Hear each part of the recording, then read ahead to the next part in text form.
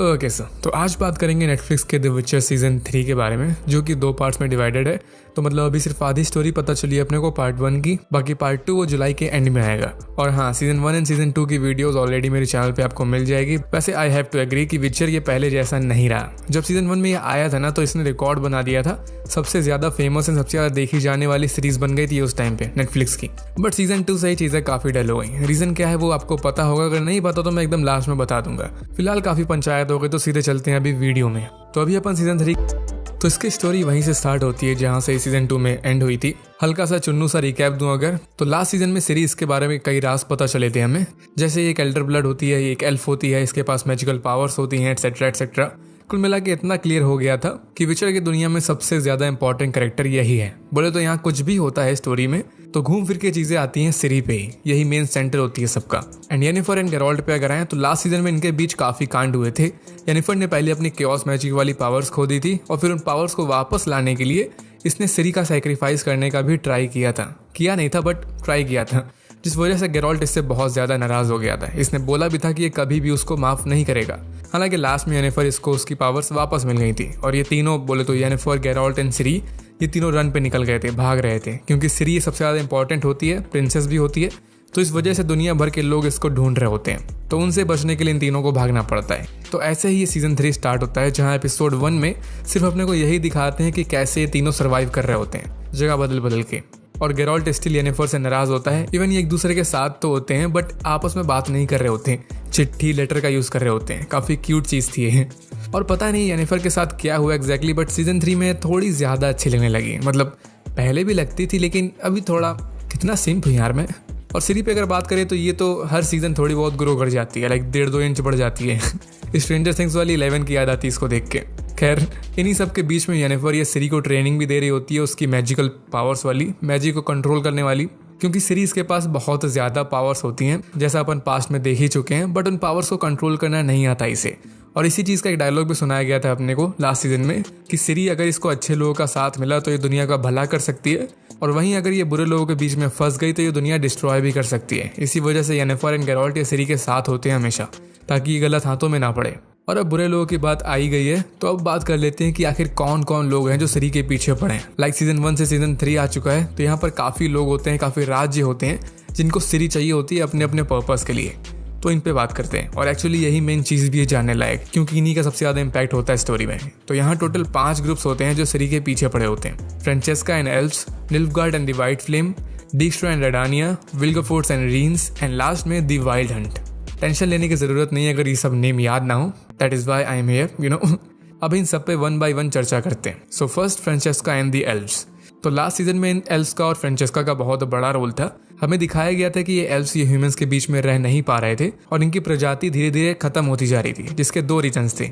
पहला कि ह्यूमंस ये एल्व्स को मार देते थे जान से, और सेकंड रीजन कि एल्व्स के नंबर बढ़ नहीं पा रहे थे। मतलब ये जितना भी ट्राई करते थे इनके बेबीज नहीं होते थे। बोले तो इनकी जनसंख्या बढ़ने की बजाय कम ही होती जा रही थी। बट लास्ट में फ्रेंचेस्का, जो एल्फ की क्वीन टाइप थी, इसने वॉलिथमेर के साथ एंड फ्रेंजिला जादूगरनी के साथ डील करी थी, जिसके बाद फाइनली इसका एक एल्वन बेबी पैदा हुआ था, लाइक सदियों बाद। बहुत बड़ी खुशखबरी थी ये सभी एल्व्स के लिए। लेकिन फिर जैसा याद होगा, ये खुशखबरी एक ट्रेजेडी में कन्वर्ट हो गई थी, क्योंकि वो बेबी उसका मर्डर कर दिया गया था। और ये चीज एकदम लास्ट में पता चली थी अपने को कि उस एल्वन बेबी को व्हाइट फ्लेम ने मरवाया था, जिस पे अभी आगे बात करेंगे।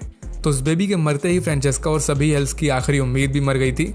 लेकिन फिर इनको पता चला था सिरी के बारे में, कि सिरी वो एक एल्फ है, हाफ एल्फ, और एक एल्डर ब्लड है। एल्डर ब्लड जिनको नहीं पता, तो ऐसे समझो कि सदियों पहले, बहुत टाइम पहले, कुछ एल्वन मेजर्स थे जिन्होंने ये स्कीम चलाई थी, बोल सकते हो, जहां वो जनरेशन टू जनरेशन एक ऐसे चाइल्ड को क्रिएट करते थे जिसके पास इमेंस लेवल की पावर होती थी।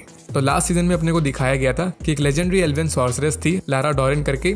उसने ह्यूमंस के साथ बॉन्ड किया था, बेसिकली बच्चे पैदा किए थे जिनके पास वही एक्स्ट्राऑर्डिनरी पावर्स थी। तो ऐसे ही ये प्रोसेस कंटिन्यू हुआ जनरेशन टू जनरेशन, और लास्ट में अपने को मिली सिरी।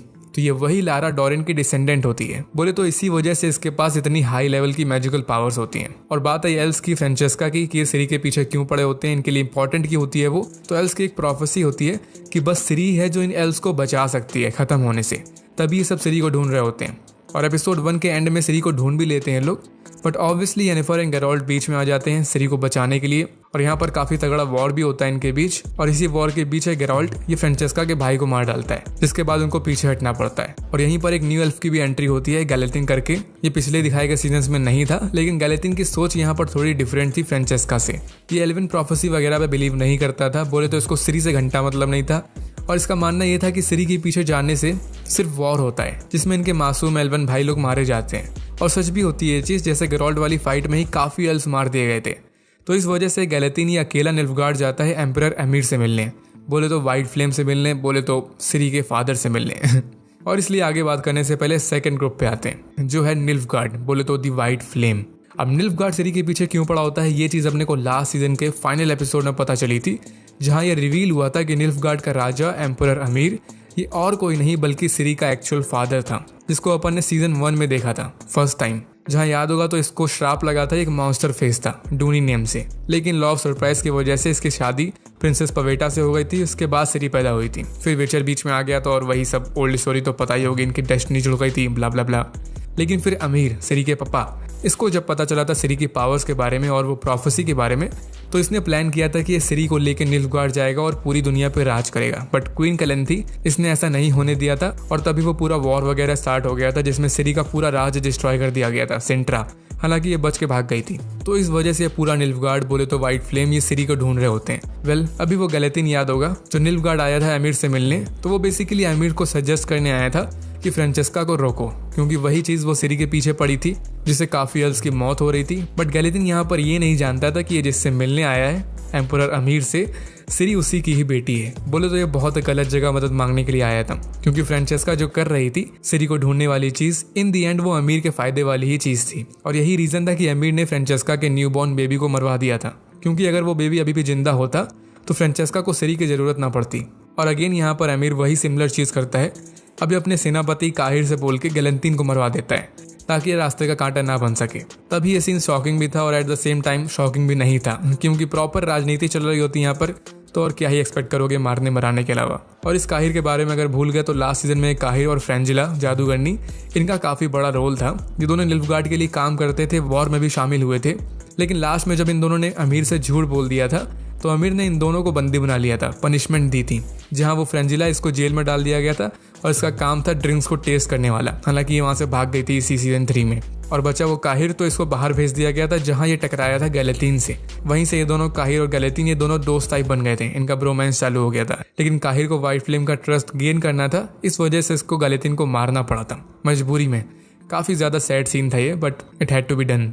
नाउ अब बात करते हैं थर्ड ग्रुप पे, जो है रेडानिया। यह भी एक राज्य होता है विचर वर्ल्ड में। इसके बारे में मैंने पिछली वीडियोस में नहीं बताया था, क्योंकि तब इतना मैटर नहीं करता था, बट इस सीजन में काफी ज्यादा रोल है इसका। रेडानिया में मेन 2 लोग होते हैं, डिस्ट्रा एंड फिलिपा। ये दोनों मेन बंदे तो हैं, लेकिन ये काम करते हैं रेडानिया के राजा के अंडर, किंग विजिमिर। ये राजा थोड़ा सा ढीला टाइप होता है। ये खुद अच्छे डिसीजन नहीं ले पाता, मोस्टली अपने एडवाइजर डिस्ट्रा की हेल्प लेता है। अब क्वेश्चन आता है कि रेडानिया को सिरी क्यों चाहिए होती है। तो इनका एकदम सिंपल सा प्लान होता है। बेसिकली डिस्ट्रा एंड फिलिपा, इनका प्लान होता है ये कि सिरी को किडनैप करके कैप्चर करके रेडानिया में लाना चाहते हैं, ताकि फिर उसकी शादी ये किंग विजिमिर से करा दें, जिससे किंग विजिमिर ये सिरी के राज्य, बोले तो सेंट्रा, उसका राजा भी बन जाए।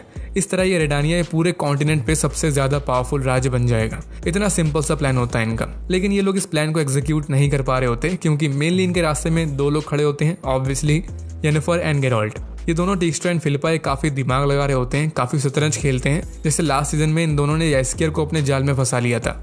यास्कियर तो याद ही होगा, गेराल्ट का बेस्ट फ्रेंड काइंड ऑफ। तो उन दोनों ने यास्कियर को मैनिपुलेट किया था और बताया था कि सिरी के लिए दुनिया में सबसे ज्यादा सेफेस्ट प्लेस रेडानिया ही है, जो कि यास्कियर ने बिलीव भी कर लिया था। और ये सिरी और गेराल्ट का हमेशा से ही भला चाहता था, कभी भी बुरा बंदा नहीं था, अभी भी नहीं होता। बस इसको डिस्ट्रा के प्लान के बारे में नहीं पता था कि वो शादी करवाना चाहता है। तभी गेराल्ट के पास भी गया था उसको कन्विंस करने के लिए कि सिरी को लेकर रेडानिया चले जाओ। बट गेराल्ट इसकी तरह भोला और सीधा नहीं होता, वो इस जाल में नहीं फंसता। तो सीजन 3 में भी अपने को यही दिखाया गया है कि यास्कियर ये स्टिल डिस्ट्रा एंड फिलिपा के साथ काम कर रहा होता है। लेकिन यहाँ पर एक न्यू कैरेक्टर की एंट्री होती है, किंग विजिमिर का भाई रेडोविड। ये थोड़ा चंट टाइप लगता है और होता भी है, और ये भी डिस्ट्रा एंड फिलिपा के साथ ही काम कर रहा होता है। लेकिन ये यास्कियर को इमोशनली फंसाता है अपने जाल में। सीरीज में लिटरली अपने को यास्कियर एंड रेडोविड के बीच में रोमांस दिखाया गया है। बेसिकली वही LGQHD TV+ वाला scene.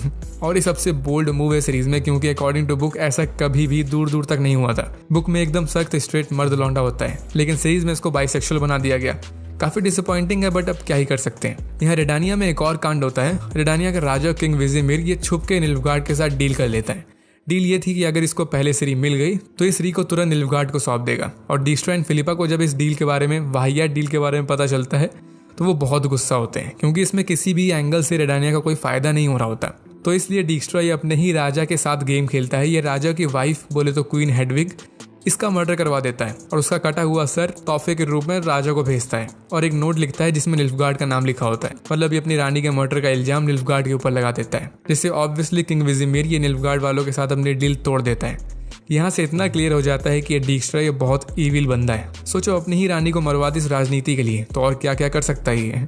Anyway, now fourth group पे आते हैं जो है द वाइल्ड हंट।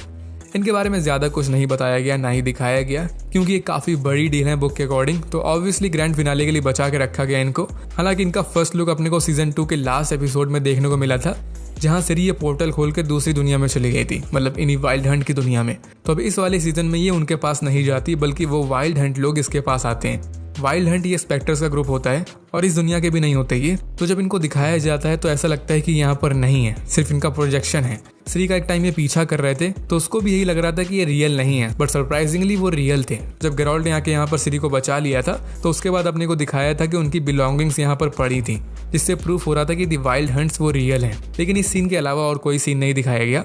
होपफुली आने वाले पार्ट में देखने को मिलेगा। अब आता है लास्ट पर्सन जिसको सिरी की तलाश होती है, एंड बिग स्पॉइलर अलर्ट, ये होता है विल्गेफोर्ट्स, अपने महेश बाबू, मतलब महेश जादू, ये एक्टर का रियल नेम है।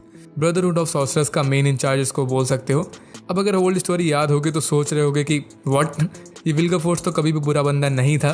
वेल, हाँ नहीं था, बट यही तो मेन सरप्राइज है। ये सस्पेंस सीजन 3 पार्ट 1 एपिसोड 5 के एकदम लास्ट के 15 मिनट में रिवील होता है। वहां पर हमें पता चलता है कि ये मेन विलन है।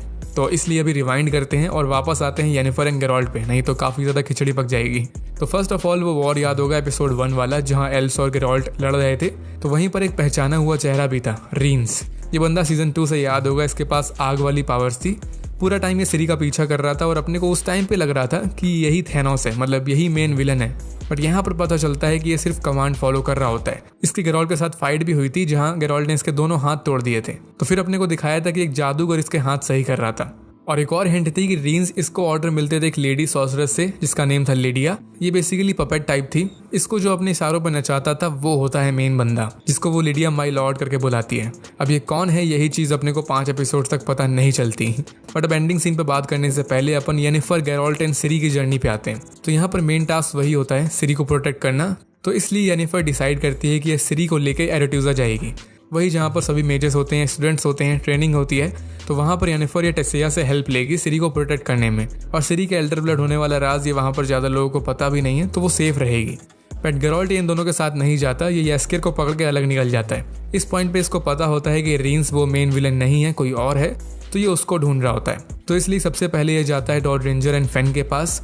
ये ऐसे डिटेक्टिव होते हैं जिनके पास लिटरली हर चीज़ का जवाब होता है, बस कीमत अच्छी होनी चाहिए।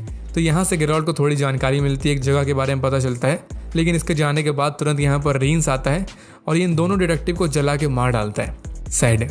और गेराल्ट फिर जब उस जगह पहुँचता है तो इसको पहले एक क्रीपी मॉन्स्टर मिलता है, फिर मिलती है एक लड़की जो कि डिट्टो सिरी की जैसी ही लग रही होती है।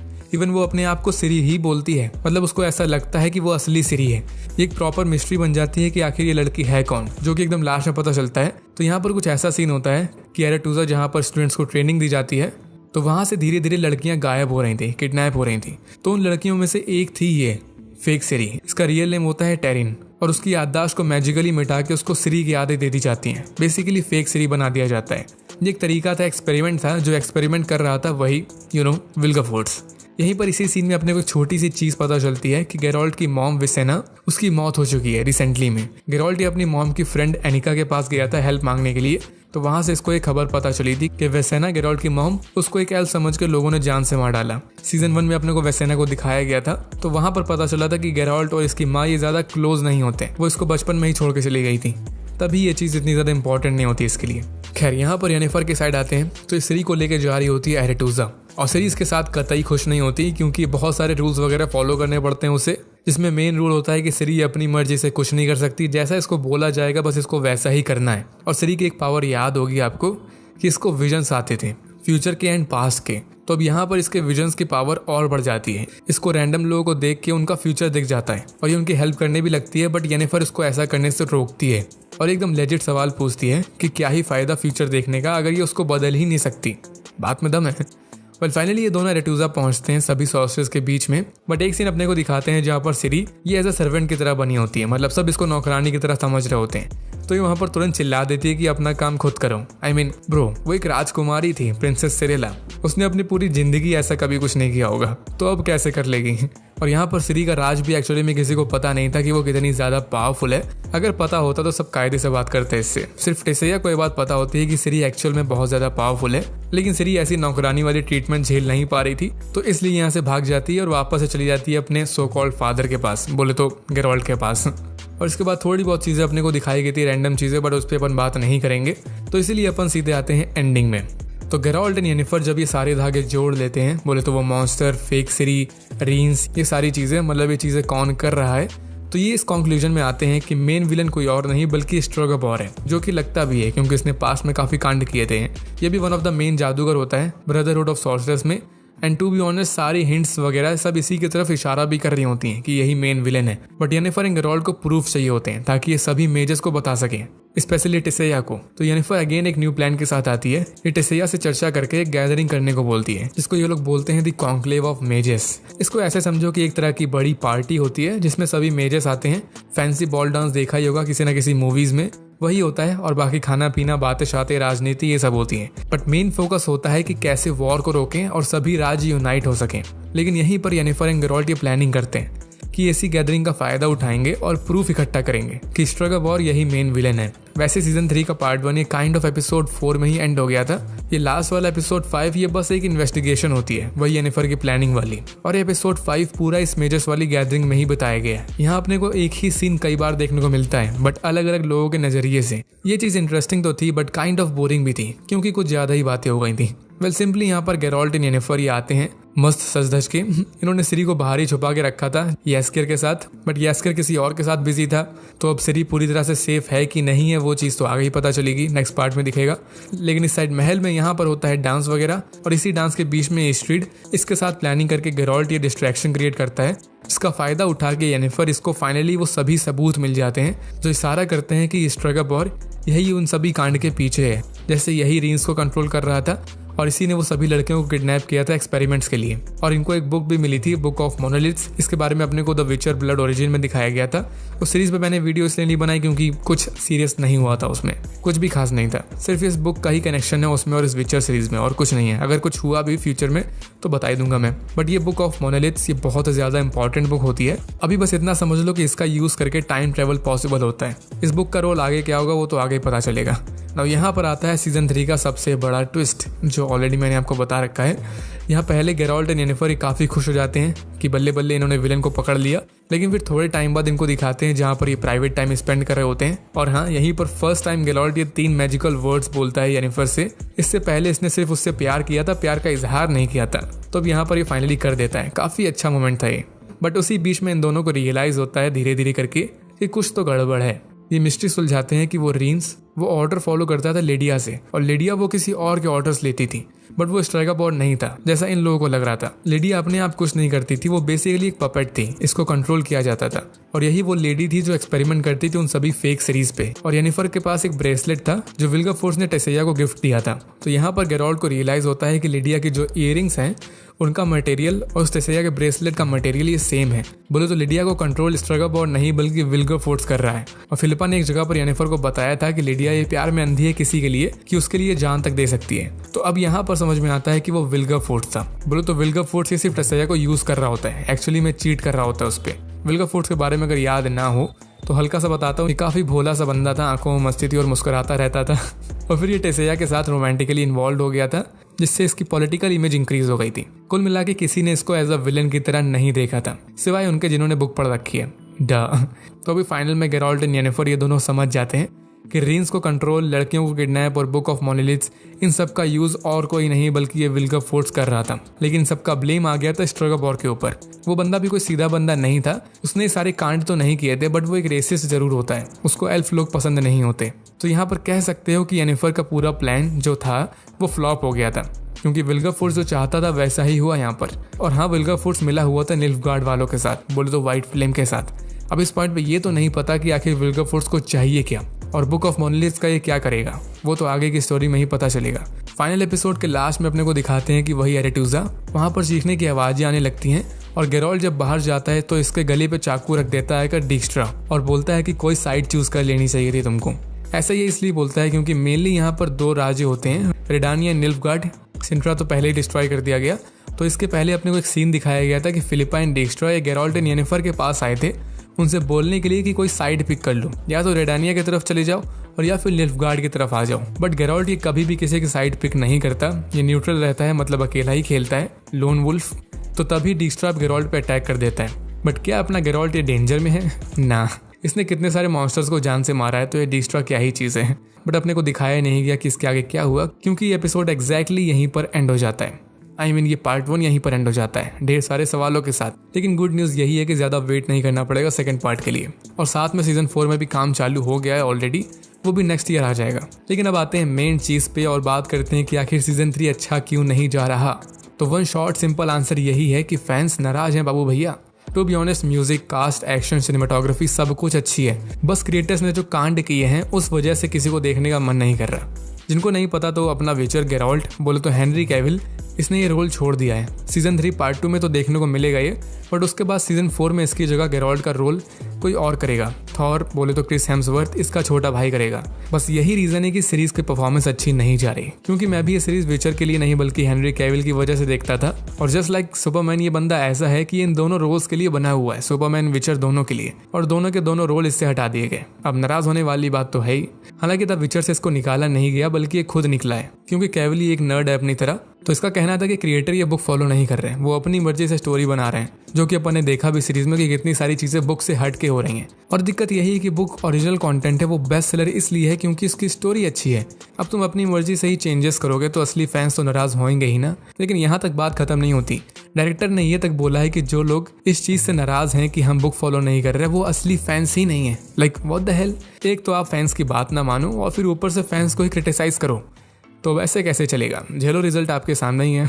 पूरी व्यूअरशिप डाउन हो गई इनकी।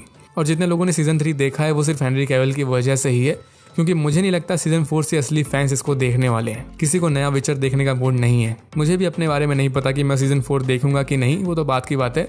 वेल, वीडियो यहाँ पर एंड होती है। होपफुली आपको वीडियो पसंद आ गई होगी। कुछ भी अच्छा लग गया हो, चिन्नी सी चीज़, तो लाइक वगैरह जरूर कर देना। कमेंट करके बताना कि इस न्यू विचर वाली न्यूज़ से खुश हो या फिर नहीं, और सीजन 4 देखना चाहोगे या फिर नहीं।